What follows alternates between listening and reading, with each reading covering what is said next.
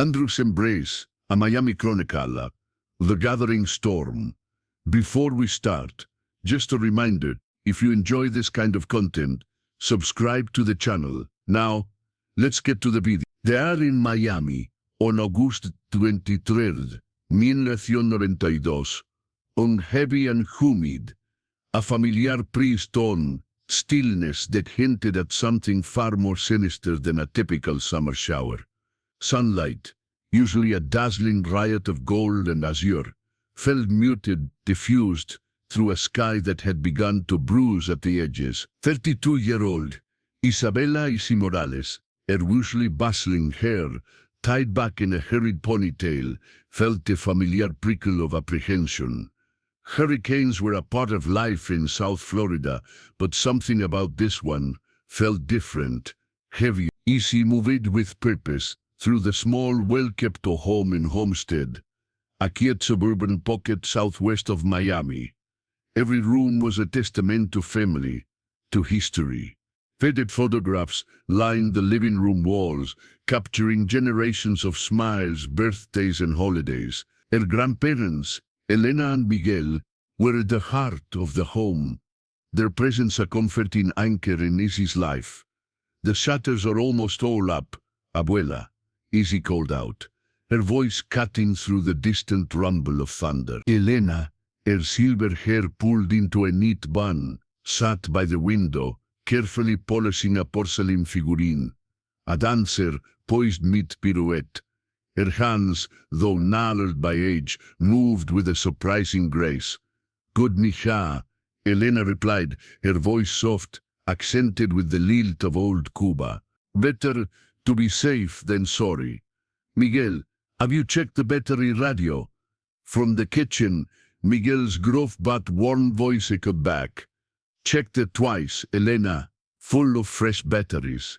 We'll know everything.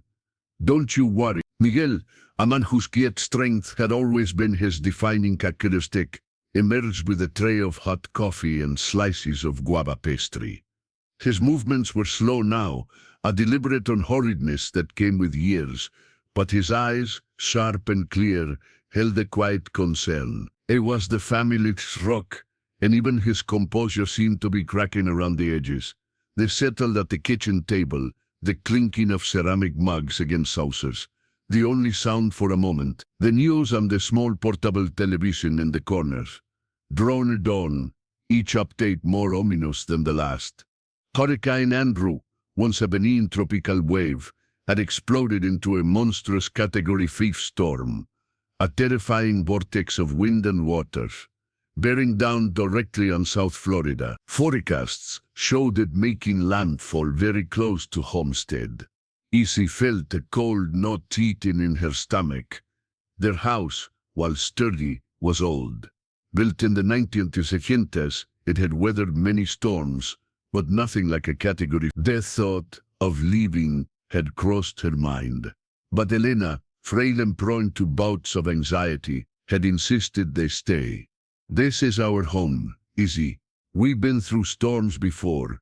We will be fine." Miguel, ever protective, supported Elena's decision, convincing Isi that their fortress, reinforced with shutters and boarded windows, would suffice.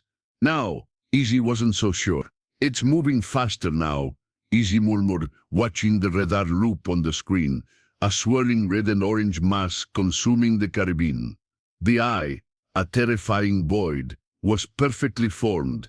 Miguel reached across the table, covering her hand with his own. "We are together, Mija. That is what matters." His touch was a comforting weight, grounding her. Elena nodded, her gaze distant, fixed on a spot beyond the window, where the palms had begun to sway with a nervous energy. The afternoon passed in a blur of last-minute preparations, filling bathtubs with water, charging phones, though they knew power would go out, finding flashlights, gathering blankets. Each task was imbued with a quiet solemnity, a subconscious acknowledgement of the gravity of what was coming. The sounds outside began to shift. The gentle breeze gave way to gusting winds, the rustle of leaves to a frantic whipping. Rain began to fall, not a soft patter, but a sudden, violent deluge, drumming against the boarded windows like 1,000 tiny fists. As night fell, the house became a fortress of shadows and shifting anxieties. The power flickered, then died, plunging them into a sudden, inky blackness. Easy immediately lit the battery-powered lanterns, their soft glow casting long, dancing shadows that made the familiar rooms seem alien, menacing. The radio, now their only link to the outside world, crackled with static and increasingly panicked reports. The outer bands are hitting hard now. The announcer's voice boomed, distorted by the poor reception. Winds are escalating rapidly. Seek shelter immediately. Do not go outside. The wind howled, a primeval shriek that seemed to come from every direction at once. It rattled the sturdy old house, shaking it on its foundations. The rhythmic thud of large objects hitting the exterior walls began. It sounded like a giant was throwing furniture at their home. Izzy tried to keep her face impassive for her grandparents, but a tremor ran through her hands as she gripped Elena's arm. Elena, despite her revered bravado, looked pale. Miguel, though still outwardly calm, had a new tightness around his mouth. He pulled a worn rosary from his pocket, his fingers tracing the beads, a silent prayer. Izzy led them to the small, windowless bathroom, deemed the safest room in the house. They huddled together, the wind's shriek now a deafening roar. The house groaned and creaked around them, a wooden ship caught in a furious sea. Every gust felt like a physical blow, threatening to rip them apart. The last thing Izzy saw before the true fury descended was a photograph on the wall of the hallway, illuminated briefly by a flash of lightning. A vibrant, smiling family gathered around the table, celebrating a birthday. Her mother, gone too soon, laughing, herself as a child, beaming, and Elena and Miguel, younger, their eyes full of hope. The image was a stark, poignant contrast to the terrifying reality unfolding around them, a memory on the cusp of being swallowed by the storm. The cinematic lighting of that brief, flickering scene was a chilling prelude to the raw realism that was about to consume them, leaving no room for text, only the bizarre experience of a world coming undone. The full force of Hurricane Andrew struck Olmsted with the savage, indiscriminate power of a giant's fist. What began as a shriek quickly escalated to a sustained, earth-shattering roar. The small bathroom, once a sanctuary, became a vibrating box amidst a maelstrom. The wind pressed in on the house from all sides, a tangibly suffocating force. It sounded like 1,000 freight trains passing simultaneously, combined with the ripping and tearing of unseen forces. Izzy wrapped her arms tightly around Elena, whose frail body trembled uncontrollably. Miguel, his face in a grim mask, held them both, murmuring reassurances in Spanish, words that were instantly swallowed by the monstrous wind. The air inside the bathroom grew heavy, thick with the scent of damp wood and an almost electrical charge. Then came the sounds of the house tearing itself apart. First, the glass, a sudden, explosive shatter as a window in the living room imploded, followed by the terrifying whoosh of wind rushing through the newly formed opening. Then, the rhythmic thump-thump crack of roof shingles peeling away, one by one, like ancient scales. The house groaned, a living entity in agony. Each ghost felt like a personal assault, an entity trying to tear them from their fragile shelter. A loud, splintering crash erupted from what used to be the dining room. Izzy pictured the heavy mahogany table, the family gatherings, the laughter that once filled its space, now annihilated. It was a visceral, sickening sound. The storm wasn't just damaging the house, it was actively dismembering it.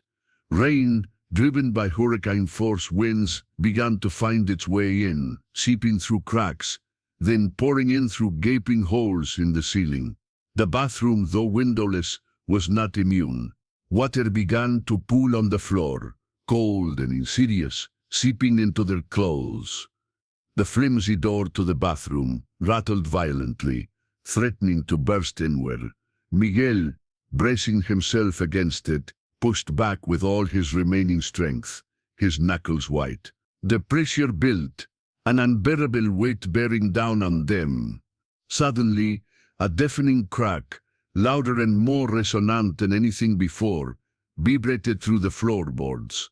The entire house shifted, a grotesque, lurching motion that sent them tumbling against the cold porcelain of the bathtub. Dust and plaster rained down from the ceiling. A piece of the ceiling, a heavy slab of drywall, detached and crashed onto the floor just inches from Isy's head. "The roof!" Miguel yelled, his voice strained, barely audible over the din. "It's gone." Isy's heart hammered against her ribs. She pulled Elena tighter, shielding her with her own body. The very air in the bathroom seemed to thin, sucked out by the incredible pressure differential. The roar of the wind, no longer muffled by a roof, was now a direct physical assault. It was relentless, merciless. Then, with a terrifying, drawn-out groan, the house began to collapse. Not all at once, but in stages, like a dying beast. The sound was unimaginable, wood splintering, nails shrieking as they were ripped from beams, drywall crumbling into dust. The floor beneath them buckled, tilted precariously. They were no longer in a stable structure, but in a deforming, twisting wreck. A section of the bathroom wall tore away, exposing them to the furious elements. Rain lashed in sideways, stinging their faces. Debris, large and small, flew past, projectiles in the wind's deadly game. Isy saw a piece of what looked like their neighbor's shed careen past, followed by a sheet of corrugated metal. The raw realism of the moment was overwhelming. There was no escape, nowhere to hide. Elena began to cough, a thin, weak sound. The air was filled with plaster dust, insulation fibers, and water. Isy looked at her grandmother, her face pale, her breathing shallow. They had to get out. But where? The house was a death trap, and outside was a chaotic, swirling vortex. "Miguel!" Isy screamed, pointing towards the new opening in the wall, which led to what had once been the side yard, now an unrecognizable landscape of twisted trees and shattered fences. "We have to go. It's collapsing." Miguel, his eyes wide with a desperate understanding, nodded. But as he tried to push himself up, a heavy beam, displaced by the collapsing structure, shifted above them. It was moving slowly, agonizingly, directly towards Elena.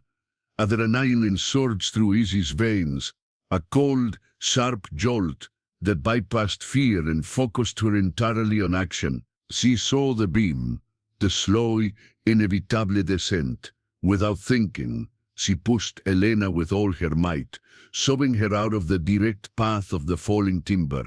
Elena cried out as she fell, sliding on the wet floor, but she was clear. The beam crashed down where Elena had been, burying a section of the wall and trapping Miguel's leg. He cried out, a guttural sound of pain and shock. "Abuelo!" Isy scrambled towards him, her hands fumbling in the near darkness, illuminated only by the occasional, terrifying flash of lightning. Miguel was pinned, his leg caught under the massive weight. The rest of the house continued its slow, agonizing collapse around them, groaning and creaking, threatening to crush them all. "Isy, go! Take Elena, leave me!" Miguel gasped, his face contorted in pain but his voice firm. He knew the danger. He knew the house was not long for this world. "No!" Isy shouted, her voice raw. She pulled at the beam, futilely, her muscles screaming in protest. It was too heavy. She tried to lift it, to shift it, but it was anchored by the debris of the collapsing home. Tears streamed down her face. mingling with the rain and dust. She couldn't leave him. She wouldn't. Elena, despite her shock, was trying to crawl back towards Miguel, her movement slow and weak. Miguel, mi esposo, Isi knew they were running out of time. The structure was rapidly deteriorating. They were trapped, exposed to the wrath of the storm, with a collapsing house as their immediate tormentor. She looked around, desperately. The opening in the wall, their only egress, was a narrow, treacherous gap, a gauntlet of flying debris. But it was their only chance. Her eyes fell on a thick, splintered piece of wood that had once been part of the doorframe.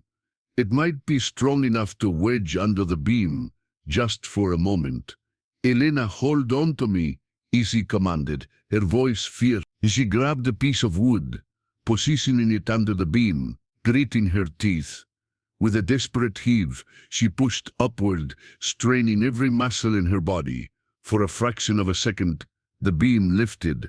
A mere inch, but enough. Miguel, now, she yelled. Miguel, with a heroic effort born of pure survival instinct, yanked his leg free, a searing pain shooting through him. He collapsed forward, gasping, but he was free. We have to go. Now. Isi scrambled through the opening, half dragging, half carrying Elena, who was barely conscious. Miguel, though limping badly, pushed himself through behind them. The cinematic lighting of the moment was the chaotic flashes of lightning, briefly illuminating their desperate, rain-soaked faces, smeared with dust and terror. They were emerging from the belly of a collapsing beast into the absolute raw realism of Hurricane Andrew's unleashed fury, where no text could describe the visceral horror. They stumbled out into a world utterly transformed. Their home, their sanctuary, was a jagged, skeletal ruin behind them, still groaning and shedding its last remnants into the wind.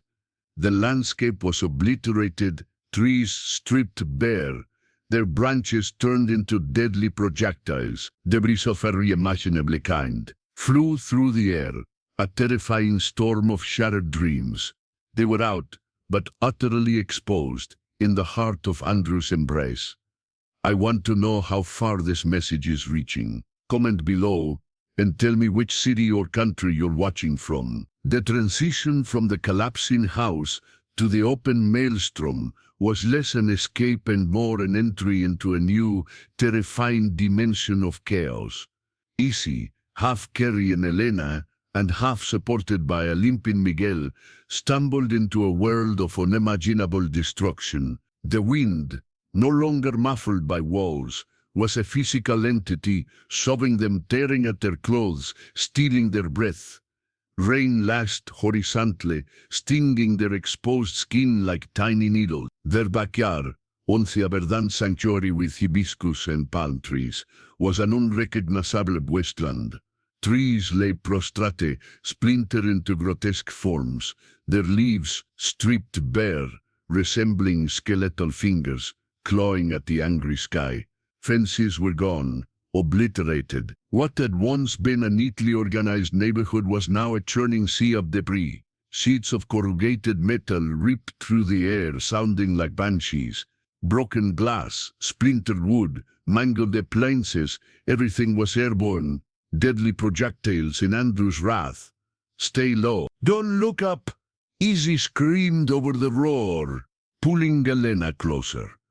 Her grandmother was shivering violently, her eyes wide with shock and fear, her small body frail against the wind's onslaught. Miguel, despite his injured leg, remained remarkably composed, his arm a steady presence around Isi's waist, as they tried to orient themselves.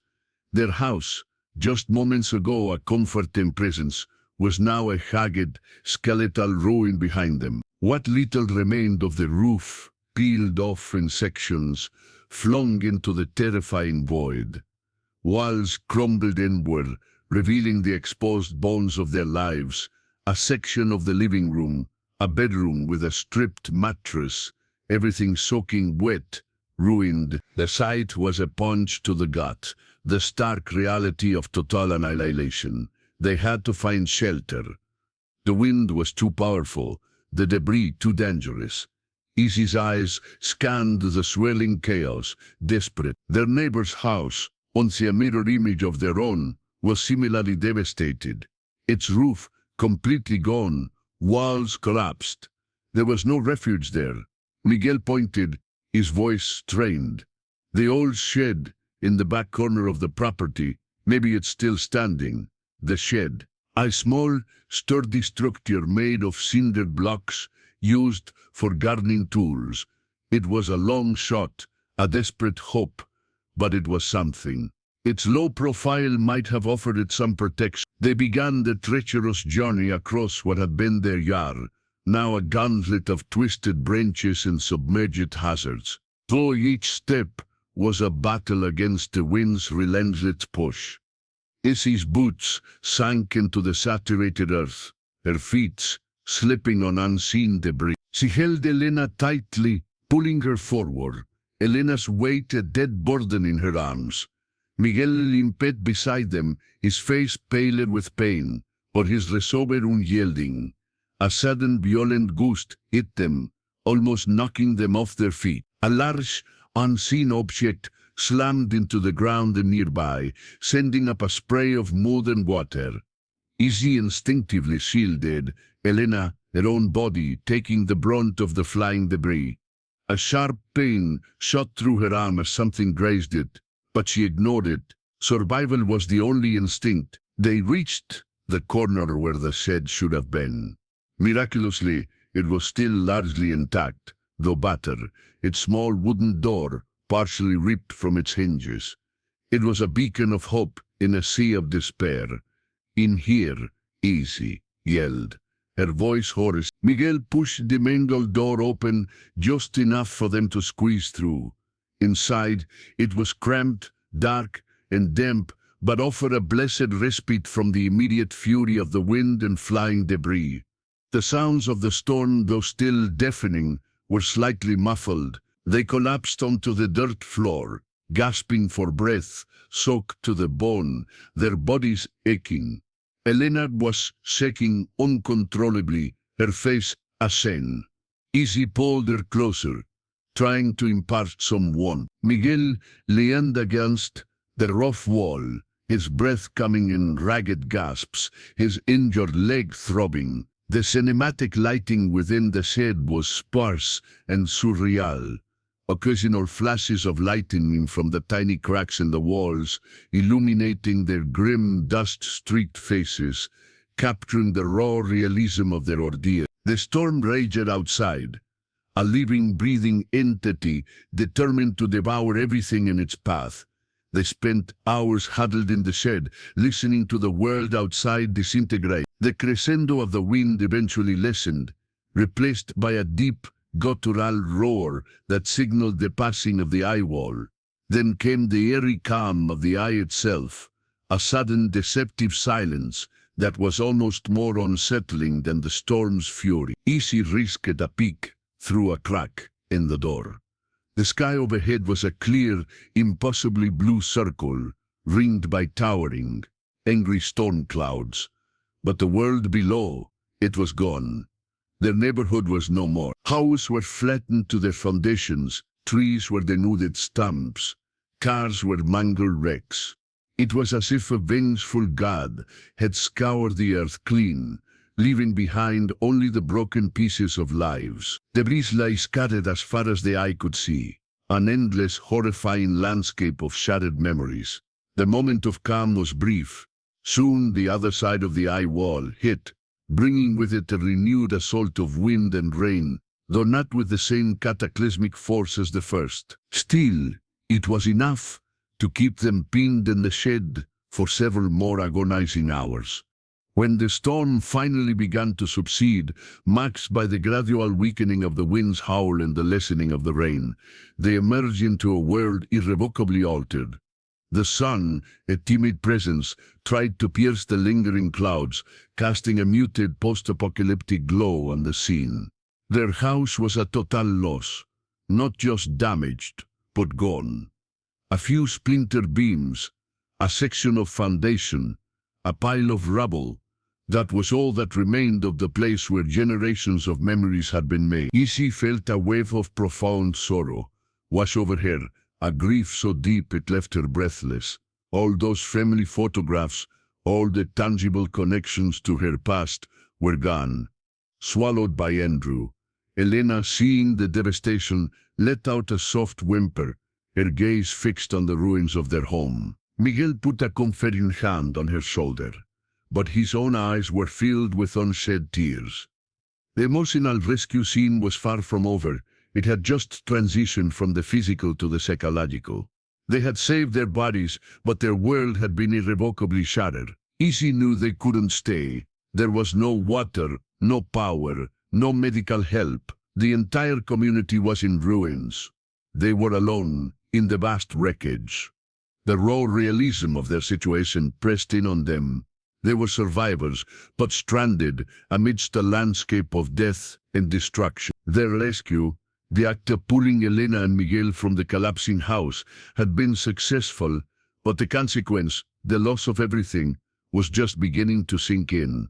This was the true cost of Andrew's embrace. The hours immediately following the hurricane's retreat blurred into a nightmarish tapestry of disbelief and desperate action. The sun, finally breaking through the bruised clouds, illuminated a landscape so utterly obliterated it seemed unreal. Instead, once a patchwork of suburban homes and verdant nurseries, was now a vast, flattened expanse of debris.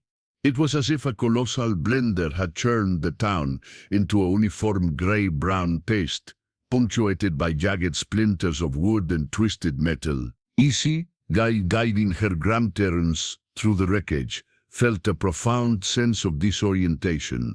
Familiar landmarks were gone.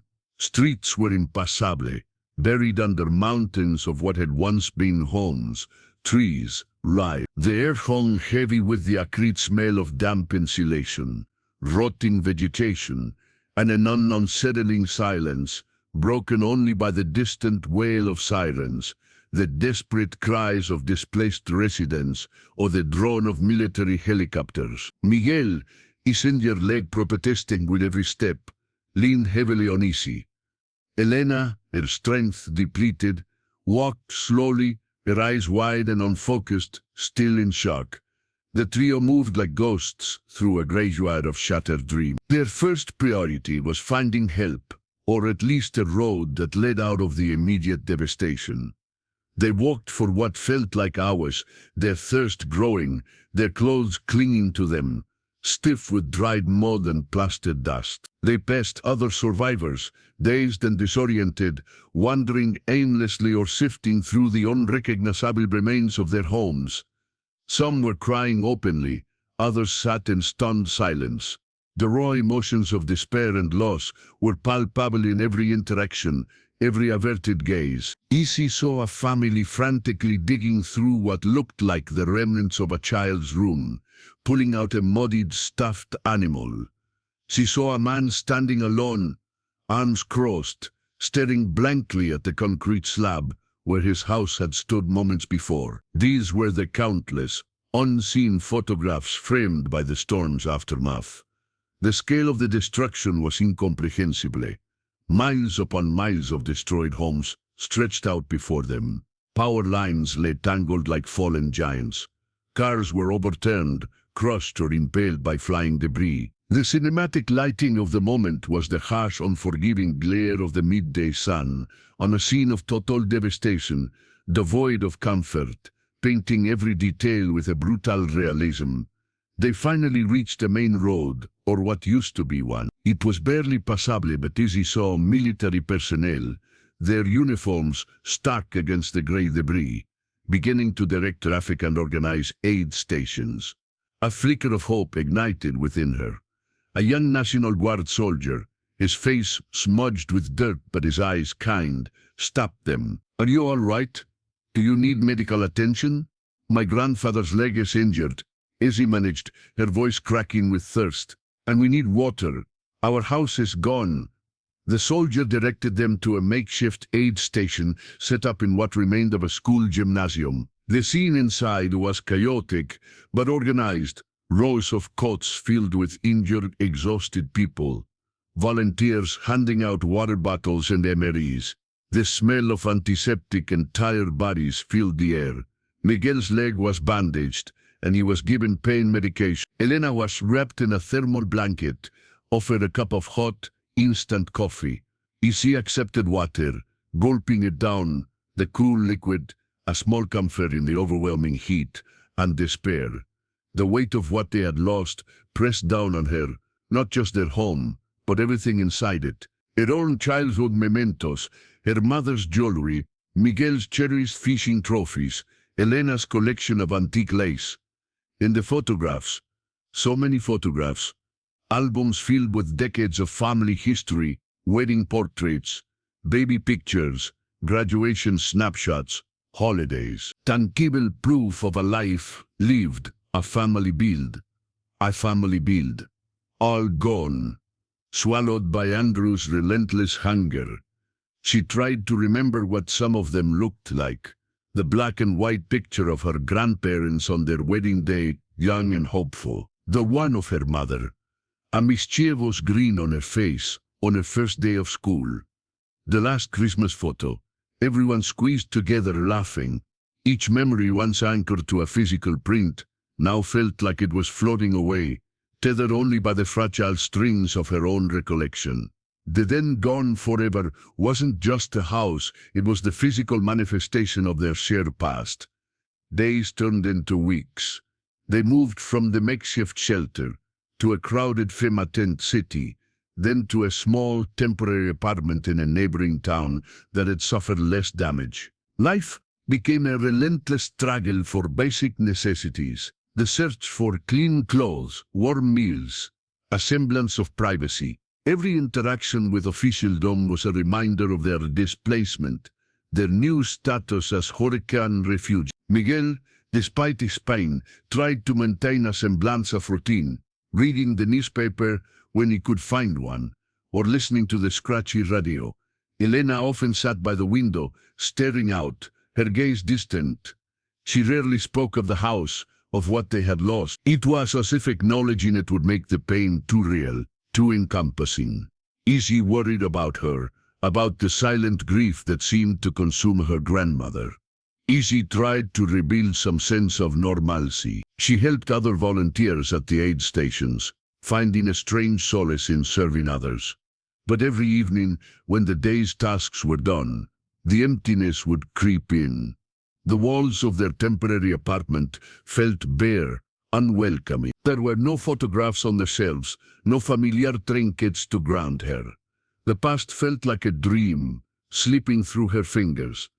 One afternoon, sorting through a box of donated clothing, Izzy found something small, hard and rectangular wrapped in a piece of newspaper. Her heart hammered. She unwrapped it slowly, her fingers trembling. It was a single photograph, mud-stained and water-damaged, but recognizably. It was a picture of Elena and Miguel, younger, sitting on the porch of their homestead home, laughing, their arms around each other. It must have been blown clear, somehow, from the wreckage carried by the wind and found by a volunteer. It was just a single fragile remnant of a life obliterated. But Izzy clutched it to her chest, tears finally falling, silent and hot. It was a tiny victory, a single thread pulled from the fabric of gone forever. The cinematic lighting of that moment, the single ray of sun, cutting through the dusty air of the temporary shelter, highlighted the raw realism of her profound grief, and the small, unexpected hope. The scars of Andrew were deep, not just on the land, but on the souls of those who survived, a constant reminder of what was taken. Months after Hurricane Andrew, the landscape of South Florida was a canvas of slow, arduous recovery. The initial shock had faded, replaced by the grim determination to rebuild. But it was a monumental task. The air still carried the faint scent of mildew and damp earth, a ghost of the storm. Piles of debris, on-so mountains, were slowly diminishing, replaced by the skeletal frames of new construction or empty concrete slabs where homes once stood. Izzy, Elena, and Miguel had moved into a small rented house in a town further north, out of the immediate devastation zone of Homestead. It was a temporary solution, but it offered more stability than the FEMA camps. The house was furnished with donated items, mismatched furniture, bare walls, a stark contrast to the lived-in warmth of their previous home. The emotional toll was profound. Miguel, though his leg had healed, carried a limp, a physical manifestation of Andrew's lasting imprint. He spent hours tinkering with a small transistor radio, listening to news, but his usual jovial nature had receded, replaced by a quiet, almost melancholic introspection. Elena, still fragile, often seemed lost in thought, her gazes drifting to an unseen horizon. The silence in the house, once comforting, now felt heavy, filled with unspoken grief. Izzy carried the burden of their new reality. She worked 2 jobs, one at a local diner, another cleaning houses, to cover rent and expenses, refusing to rely solely on aid. She was their anchor, their provider, but the relentless grind wore on her. Sleep was elusive, often haunted by the screech of wind and the splintering of wood. The sight of destroyed homes, the debris scattered across familiar landscapes, was etched into her mind. The single, mud-stained photograph of Elena and Miguel on their porch became Izzy's most prized possession. She cleaned it meticulously, framed it, and placed it on the small kitchen table. It was a tiny beacon in the bare house, a testament to what once was. It wasn't the same as the hundreds of family photographs lost, but it was something. It was a memory salvaged from the deluge of gone forever. Abuela, do you remember this day? Izzy would ask, pointing to the photo. Elena would look at it, a faint smile gracing her lips. Of course, mija. Your abuelo had just caught the biggest fish that morning. He was so proud, and for a fleeting moment, the house felt a little less empty. The community rallied, but the scale of the disaster was overwhelming. Volunteers poured in from across the country, offering help, resources, and compassion. Izzy saw acts of incredible kindness, strangers helping strangers, communities organizing food drives, churches opening their doors. It was a testament to human resilience, a counterpoint to the raw realism of the destruction. Yet, alongside the resilience, there was an undercurrent of bitterness, a sense of injustice. Why them? Why their home, their memories? The then gone forever felt like a cruel sentence. Izzy spent what little free time she had researching government aid, navigating bureaucratic hurdles, trying to figure out how they could possibly afford to rebuild. The land where their house had stood was cleared, a stark, empty lot now. To rebuild would require money they didn't have, permits that were slow to come, and the courage she sometimes felt was waning. One afternoon, Izzy drove Elena and Miguel back to Homestead. The town was still a wound, but signs of healing were emerging. New construction, though sporadic, dotted the landscape. Some trees, though battered, were sprouting new leaves, but the lot remained empty, a silent void. Elena walked to the edge of the property, her hands clasped, her eyes scanning the empty space. Izzy expected tears, but Elena's face was serene, almost accepting. "It is gone," she said, her voice quiet. "The house, the things inside, but the memories are here, Izzy." She tapped her chest. "And here," she pointed to Izzy's head. "They cannot take that." Miguel nodded, a rare, genuine smile gracing his lips. "We built it once. We will build something again. Maybe not here, maybe not the same, but we are still together." Their words, simple yet profound, resonated deeply with Izzy. The physical objects, the photographs, the house, they were gone forever. But the essence of what those things represented, family, love, resilience, that remained. The emotional rescue scene was not just about pulling bodies from a collapsed house. It was about pulling souls from the rubble of despair, about finding a way to continue living when everything familiar had been stripped away.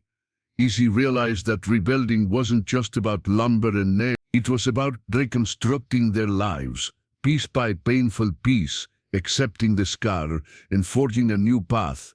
The cinematic lighting of a sunset over the devastated landscape cast long shadows, but it also painted the sky in hues of hope, a brutal beauty that mirrored their own journey. They would carry the unseen scars of Andrew, the trauma of destroyed homes and debris scattered, but they would also carry the unwavering spirit that had pulled them through. The memory of what was gone forever would always be a part of them, but it would not define them. Years folded into decades.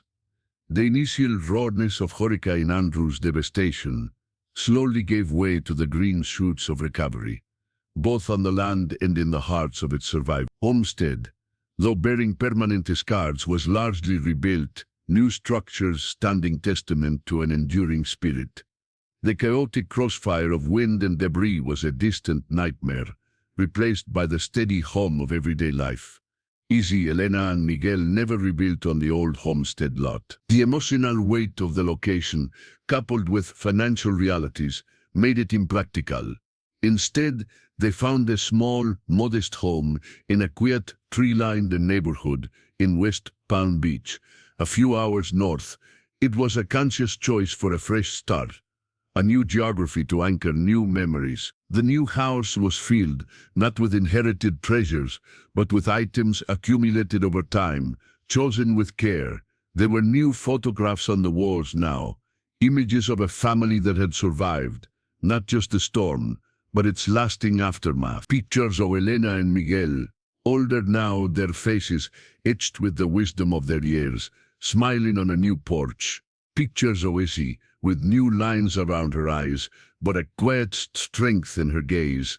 The single mud-stained photograph of Elena and Miguel on their old porch remained. Izzy had had it professionally restored, meticulously cleaned and preserved, now framed under glass. It hung in a place of honor, a small, tangible bridge to the past, a silent reminder of what they had endured. It was the only physical family photograph that captured the essence of then gone forever, yet also the resilience.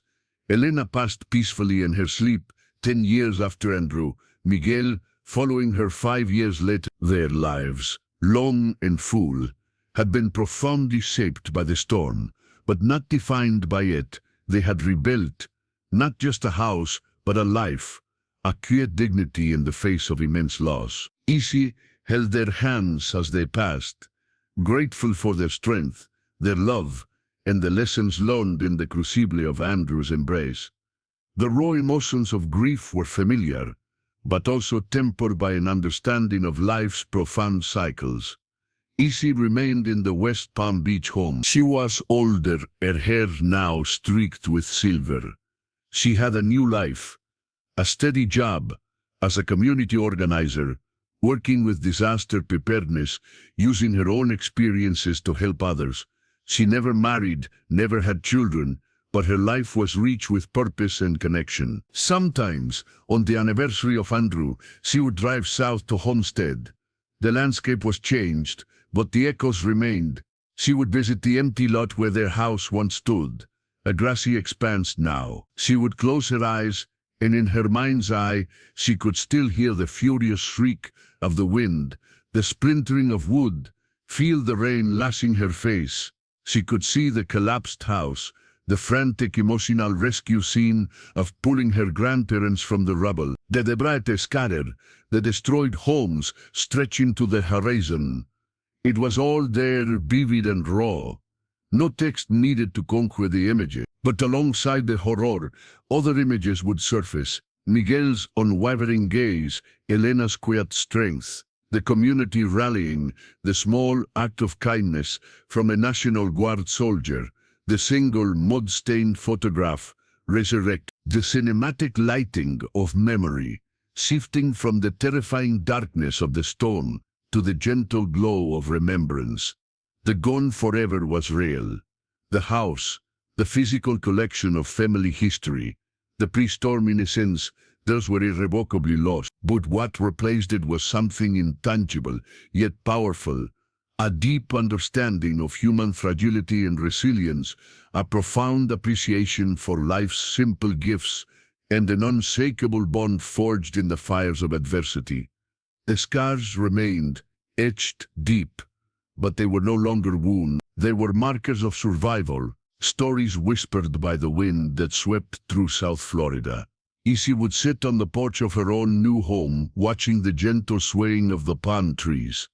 They had survived, just like these trees, battered but not broken, growing anew. She would hold a restored photograph of her grandparents, their faces smiling, eternally young, on the porch of a house that existed now only in memory, and she would remember, not just the storm's fury, but the enduring strength of love, resilience, and the quiet, profound hope that always blooms amidst the ruin.